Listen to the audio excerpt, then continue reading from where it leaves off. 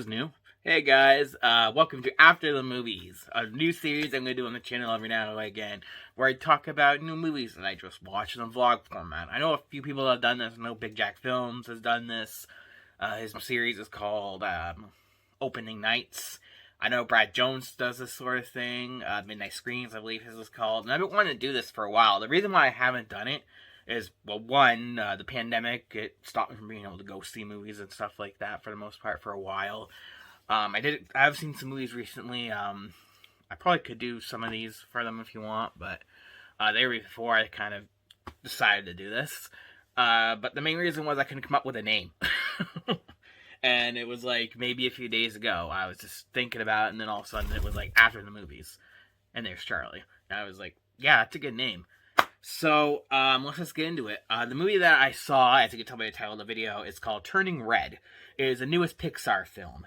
And I'll be honest, when I saw the trailers coming out for this and stuff, I didn't have that much interest. Now, it's probably just because, I'm getting old, I'm an adult, I'm turning 27 this year, And I was like, oh, this looks generic as fuck. This looks stupid, kind of. So, it's for the kids, all this stuff, skip out on it. But there were two things that piqued my interest that kind of made me want to see it.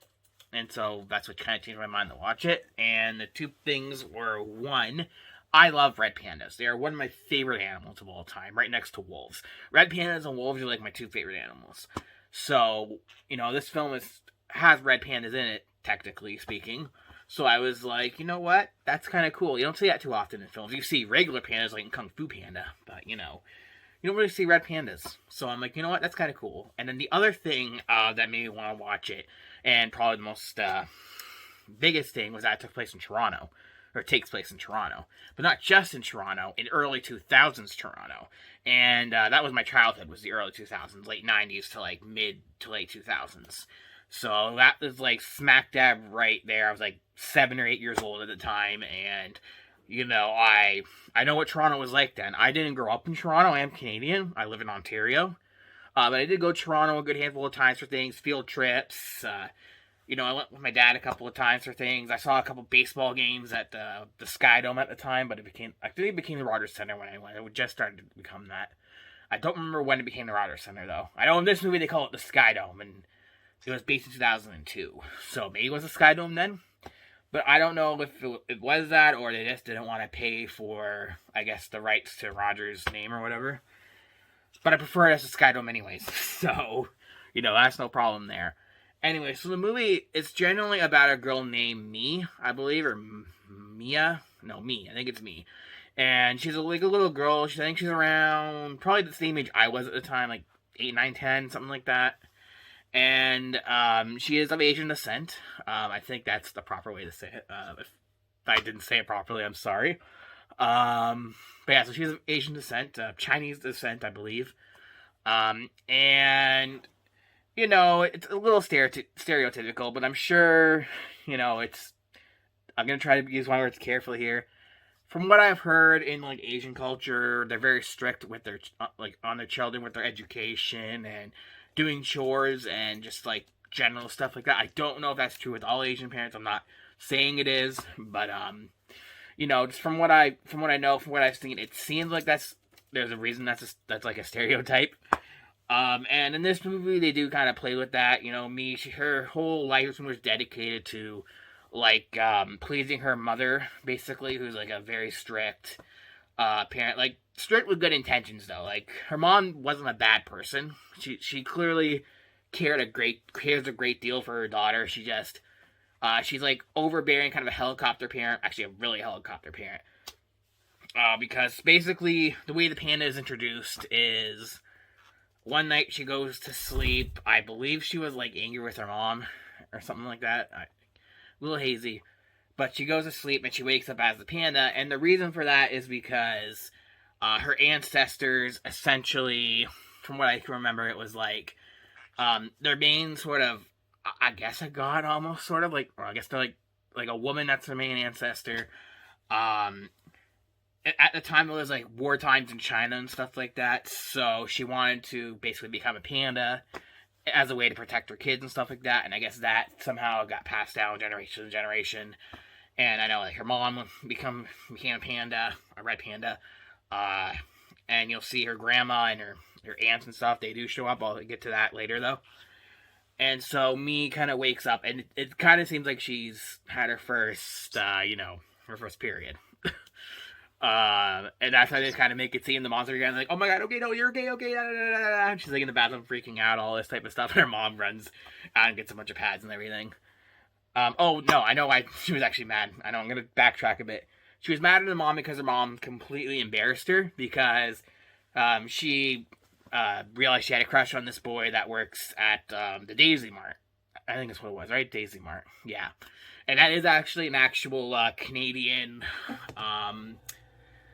that's my fridge if you hear that. But that is an actual Canadian, whatever it's called, a franchise, a convenience store. That's it.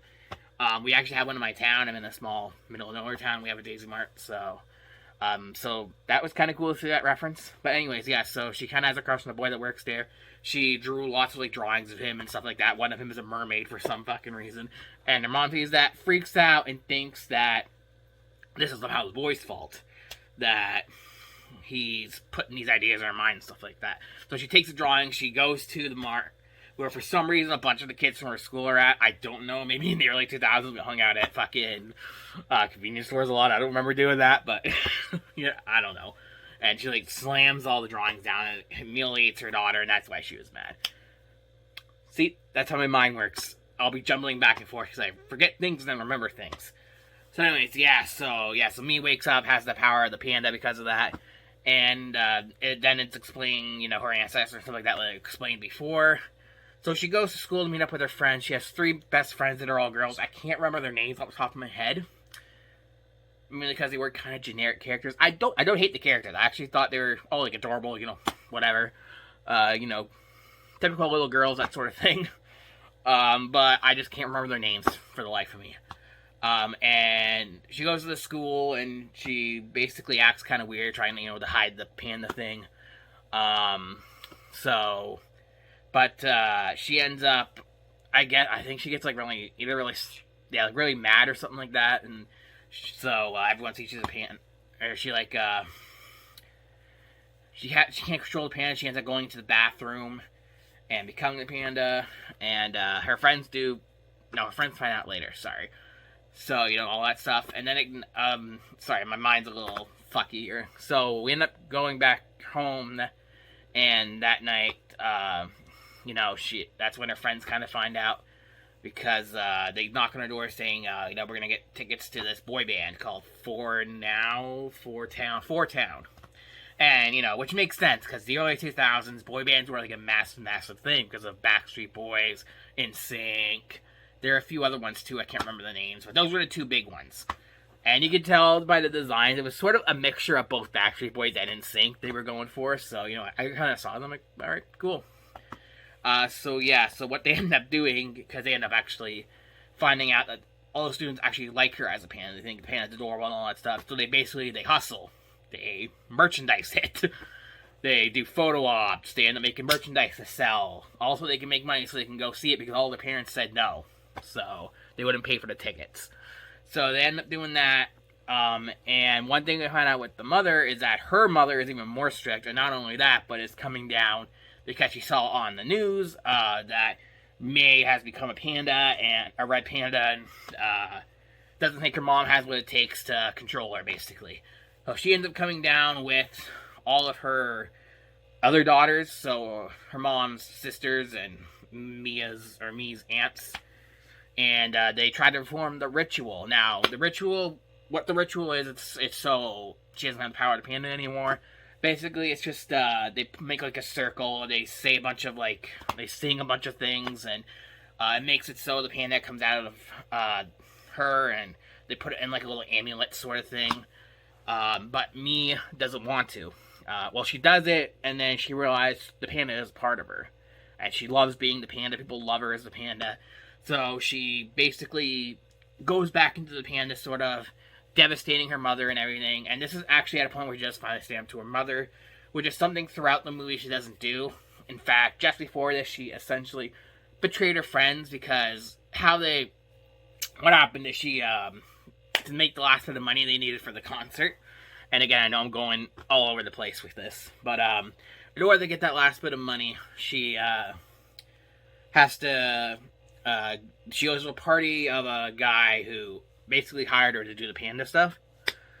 And basically, she goes, and at first she didn't want to become the panda because her mom talked to her earlier and made up the point of, or her grandma and stuff said, you gotta be able to control this because it's gonna get worse and worse and worse. And it was her grandma that was saying this, and she said that your mom cares a great deal about you and your entire life and stuff like that. But she sees that her friends are disappointed by it because they're no longer have enough money to go to the concert, so she kind of says, fuck it, and becomes a panda, and the guy basically uses and abuses this to the point where she fucking loses it on him, and this is when the mother shows up and sees it, and she ends up, kind of beating the guy up to the, me as the panda. So, yeah, so after that, after that, she ends up actually kind of betraying her friends, because her mom thinks, again, me is, the perfect angel, the perfect little girl. If she's a good girl, she'll never do anything wrong, that sort of thing. So she thinks her friends are the ones that are talking her into it, which, as you see in the movie, isn't true at all. All this is Me's idea, and her friends are basically going along with it. So me end up kind of just, and again, I hope that background noise isn't making this really shitty. But, her friends end up, she ends up, basically throwing her friends under the bus. She doesn't defend them at all. But she ends up leaving her Tamagotchi there. And again, Tamagotchis were a thing in the early 2000s as well. I had one. Mine, I think, was a knockoff, though, from what I remember. I think it was from the dollar store. But I did have a Tamagotchi. Because they were, for a very small amount of time, popular, from what I remember. Very, very small. So, it did make sense. It was a cool little reference. But anyway, she leaves it there, and one of the friends are taking care of it and stuff like that. But, yeah, so they do the... After that, I think is when... Yeah, that's when they do the ritual. No. They do the ritual before she goes to the party. No. Yeah, when she comes back, they do the ritual. And then she... I know I'm going all over the place. I'm so sorry. And then she, doesn't do it and says, kind of, fuck you, Mom, I'm done with your shit. And tries to leave to go to the concert. And ends up successfully doing so. But this enrages the mother, and to the point where her amulet actually ends up cracking because she falls to the ground. And now her panda is out. Her panda's the size of fucking Godzilla. This thing is huge, and she kind of goes through the scene. You don't get to see her go through the scene, unfortunately, which would have been kind of awesome. It would have been kind of like a kaiju sort of thing. That would have been kind of cool. That was a bit disappointing, but because you end up seeing her, I mean, it's obviously why they didn't want to show it, because you see me at the concert. She makes up with her friends in a very nice scene. And then they enjoy the boy band, and, be like, oh my god, crazy girls with boy bands and stuff like that. Very reminiscent of the time. Again, they captured the early 2000s quite well. And so, yeah, but then the mom shows up at the concert as her red panda, and again, she's inside the Godzilla, so she's opening the Sky Dome, and everyone's running and stuff like that. So, and at this point, her grandma, all the sisters, and her mom's husband, or her dad, show up and say, we have to perform the ritual to save your mother. So they try to do it, and they do it just in the nick of time. A fantastic scene, by the way, doing this. This is when she finally full on stands up to her mother, too, says, I'm sorry I'm not good enough, and, I'm sorry I am who I am. This is who I am. The panda is a part of me. I love having the panda sort of thing. And, you're not going to tell me how to be anymore and stuff like that. And overall, it's honestly a really good scene. And it's a good message, too, generally. I'm not saying don't listen to your parents, but the movie has a good point of saying that just because not everyone is pleased with how you're living your life and stuff like that doesn't mean you're not making the right choices. And you shouldn't always live in your parents' shadow, and just because your parents don't approve of every little thing you do doesn't mean you're not doing the right sort of thing and all that sort of stuff. It's a really good message, actually. And something I think a lot of people can relate to, and it's a good message to teach kids. And good for the adult audience, too. I think a lot of adults will relate to that as well, and it's kind of good for them who are watching it with their kids, essentially. So yeah, the movie ends so basically after that, the ritual ends up working. The mom and everybody go through like this portal thing, so the panda goes one way and they go the other way, so they no longer have the panda spirit. But Mia, of course, keeps it, and basically the movie ends with her mom now approving of it. She kind of, actually, it's a really good scene, actually. It was very heartfelt. At the end of the ritual, you go into sort of the realm, and you see Mia, or Me there. She's walking, you hear crying, and you go and you see the kid version of her mom crying and basically saying exactly how Mia is feeling towards her, that she's not good enough, she's not good enough for her mother, and her mother's too, strict and all that stuff. And it's a very heartfelt moment. And between her, the conversation they have, saying that, saying like, you're okay being who you are and all that sort of stuff. And, I don't want to give it away really, but it's a very nice little scene. Probably one of my favorite moments in the movie, actually. And then it sort of, after all that, it sort of cuts to the temple, where now her mom is embracing the panda, basically, and they use it as a way to bring people into the temple and sell merchandise and stuff like that. And more or less, that's where the movie ends. And it's honestly, this was a lot better than I was expecting. I was going into this thinking, oh, this is not going to be that great. It's probably going to be kind of boring, kind of generic. Some aspects are sort of like that, mostly with the animation. Not that the animation was bad, it wasn't. It was more the character design, and I don't actually despise the character designs either, but it did have that feel of an Illumination sort of movie, who are the people that make the Minions and, Despicable Me. But it still looked good. And, the backgrounds, there was, moments where you could see the skyline of Toronto, and it looked really nice. This definitely wasn't a badly animated movie by any means. It's just the humans were a little generic looking. But, they're humans. There's not much you can do with humans, so I can't really complain about that. What else? There were some cringe moments as well. Mostly, there were a couple moments where they were using, like, slang from back then, like bomb.com and the bomb, and I was like, oh, was that necessary? I guess I'll talk about it. There was a moment in the last scene, too, I was a little cringe by. I got what they were going for, but it felt a little forced. Mia was leaving with her friends at the very end, and she had the ears and the tail of the panda.